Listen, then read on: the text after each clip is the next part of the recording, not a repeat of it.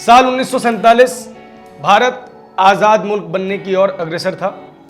इस दौरान एक और मुल्क को आज़ादी मिली। किसी वक्त में भारत का अभिन्न अंग यह मुल्क हुआ करता था। इसका नाम पाकिस्तान है। आखिर पाकिस्तान को बनाने के पीछे मंशा क्या थी? मंशा साफ थी कि मुसलमानों को एक अलग राज्य चाहिए। क्यों? क्योंकि वो अखंड भारत में अल्पसंख्यक हो जाते, और अल्पसंख्यक अगर होते वो तो जो बहुसंख्यक आबादी है वो इनके ऊपर अत्याचार करती। ऐसा पाकिस्तान का मानना था, या पाकिस्तान बनाने वाले कुछ आकाओं का मानना था। यही वजह रही कि भारत का विभाजन धर्म के आधार पर हुआ। लेकिन भारत ने कभी भी अपने आप को किसी एक धर्म का देश नहीं कहा। भारत ने खुद को धर्मनिरपेक्ष देश कहा। क्या होता है धर्मनिरपेक्ष देश? इसके लिए उदाहरण समझिए। बांग्लादेश और पाकिस्तान किसी दौर में भारत का अभिन्न अंग थे। ये दोनों देश धर्म के आधार पर विभाजित हुए, और इनका यह कहना था कि इनके धर्म में, इनके मुल्क में जो अल्पसंख्यक हिंदू होंगे, अल्पसंख्यक सिख होंगे या अन्य अल्पसंख्यक कौमें होंगी, वो बहुत सुंदर तरीके से रहेंगी। मुस्लिम बहुल इलाके में उनको पूरा सम्मान मिलेगा, जो कि शायद हिंदू बहुल इलाकों में नहीं मिल पाता। हुआ उल्टा। किस तरीके से पाकिस्तान से हिंदुओं का पलायन हुआ, किस तरीके से बांग्लादेश से हिंदुओं का पलायन हुआ, हमने इतिहास की किताबों में खूब पढ़ा है। लेकिन भारत, जिसकी आबादी के हिसाब से हिंदू बहुसंख्यक है, उसके लिए एक चिंता का विषय है। भारत के 102 जिलों में हिंदू अल्पसंख्यक हो गए हैं। तो क्या हिंदुओं को वो सभी अधिकार नहीं मिलने चाहिए जो किसी अल्पसंख्यक को मिलते हैं? क्या जिस जिले के अंदर हिंदू आबादी अल्पसंख्या में है, क्या उसको सुरक्षा की आवश्यकता नहीं है? क्या उसको अल्पसंख्यकों के अधिकारों की आवश्यकता नहीं है? यह बड़ा प्रश्न है। आजादी के 75 साल बाद तमाम सरकारें आई गईं, किसी ने इस बारे में विचार नहीं किया। लेकिन हर रात के बाद एक अंधेरा होता है। एक ऐसा मॉडल धीरे धीरे डेवलप हो रहा है जहां हिंदू अल्पसंख्यक कहलाएंगे और उनको अपने अधिकार मिलेंगे। यह मॉडल है असम मॉडल, जिसकी शुरुआत की है भारतीय जनता पार्टी के नेता और असम के मुख्यमंत्री हेमंत बिस्व शर्मा ने। और आपको बता दें कि अगर असम मॉडल्स की तरह अन्य राज्यों ने भी इस मॉडल को अपना लिया तो 102 जिले, जी हां 102 जिलों में हिंदू अल्पसंख्यक कहलाएंगे। नमस्कार, मैं प्रभात रंजन मिश्रा, आप देख रहे हैं नेशन लाइव। असम से शुरू हुआ भाजपा का हिंदू अल्पसंख्यक दाव देश के सियासी समीकरण को बदल सकता है। केंद्र सरकार सुप्रीम कोर्ट में कह चुकी है कि जहां हिंदू कम है वहां उन्हें अल्पसंख्यक घोषित कर सकते हैं। असम के सीएम हेमंत बिस्व शर्मा ने कहा कि कौन अल्पसंख्यक है कौन नहीं, इसका फैसला जिला स्तर पर करेंगे। जरूरी भी है। देश के अंदर 775 जिले हैं। 2011 में जब जनगणना हुई थी तब 640 जिले थे। जिलेवार एनालिसिस करें तो पता चलता है कि देश के 102 जिलों में हिंदू आबादी अन्य धर्मों के लोगों से कम है।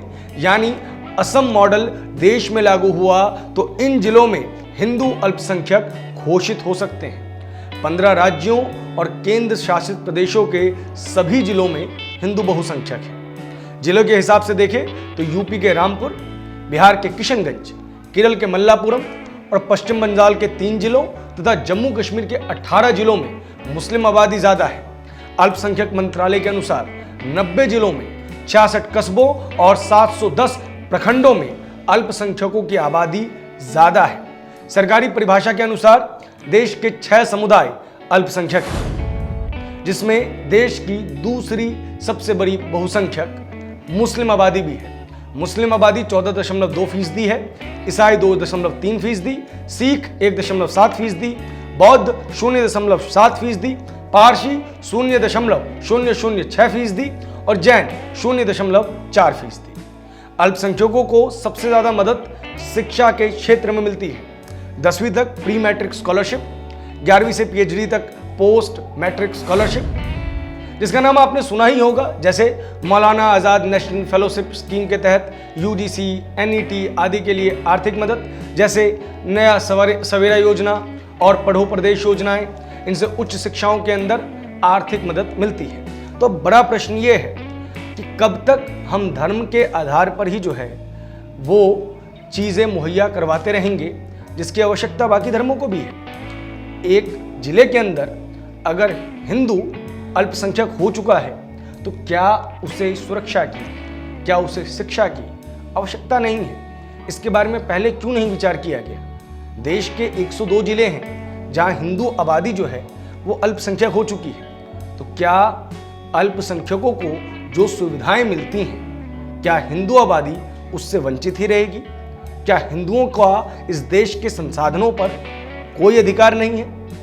अगर हमने एक लकीर खींची है तो हमारा कर्तव्य ये बनता है कि कम से कम हम उस लकीर पर तो सीधा चलने की कोशिश जरूर करें। जब हमने पूरे देश के अंदर अल्पसंख्यकों के लिए बहुत सारी योजनाओं का निर्माण किया हुआ है तो वो हमने अल्पसंख्यकों के लिए किया है। उसमें धर्म सिर्फ और सिर्फ एक क्राइटेरिया हो सकता है, लेकिन मुख्य चीज ये है कि आबादी का स्तर कितना है। CSDS के संजय कुमार के मुताबिक किसी जिले या राज्य में राष्ट्रीय स्तर पर घोषित अल्पसंख्यकों को सुविधाओं के दायरे से बाहर किया जाएगा तो उन्हें दिक्कत होगी। फॉर्मूला क्या होगा, इसके आधार पर ही स्थिति साफ होगी। कहने का तात्पर्य क्या है, जिन जिलों के अंदर मुस्लिम आबादी बहुलता में है वहां पे भी अल्पसंख्यक कोटे के सभी फायदे लेते हैं। जो बड़ा प्रश्न है, आखिर क्यों? और वहां पे हिंदू आबादी जो कि अल्पसंख्यक है उन्हें इस चीज से वंचित रखा जाता है। तो अब समय आ गया है कि जिलेवार तरीके से यह पता लगाया जाए कि किस जिले में कौन सा धर्म बहुसंख्यक है और कौन सा अल्पसंख्यक, और सरकार द्वारा बनाई गई सभी योजनाएं सभी तक पहुंचे, ये सरकार का कर्तव्य है। इस फैसले पर जो भी टिप्पणियां होंगी, जो भी अपडेट्स आएंगी, नेशन लाइव अब तक लाता रहेगा। आपका क्या मानना है कि क्या जहां हिंदू अल्पसंख्यक हैं उन्हें वो सारी सुविधाएं मिलनी चाहिए जो बाकी अल्पसंख्यकों को मिलती है या नहीं? इस पर टिप्पणी जरूर करें। देश और दुनिया की सभी बड़ी खबरों के लिए हमारे साथ बने रहें। धन्यवाद।